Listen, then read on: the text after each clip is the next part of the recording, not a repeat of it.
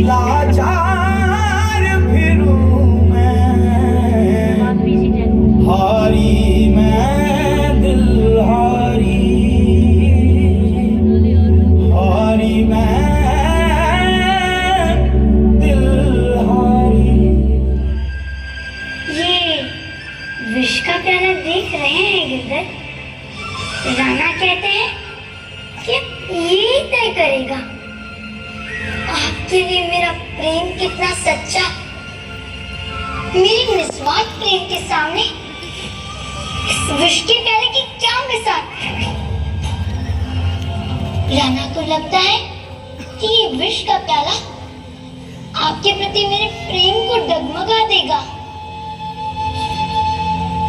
लेकिन ये कैसे मुमकिन है जब मैंने बचपन से हर दिन हर क्षण सिर्फ आप ही से प्रेम किया है। और आज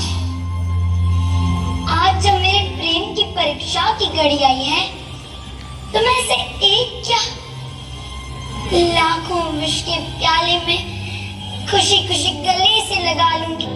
गिरधर, मैं तो जिंदा रहकर भी आपकी हूँ और मरने के बाद भी आप ही की रहूंगी।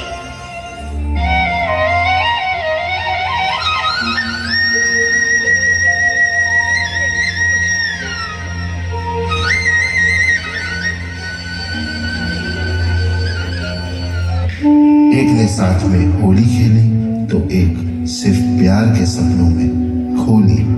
एक ने कान्हा की सूरत को रंगा दिया तो एक ने कान्हा की मूरत को गले लगा लिया।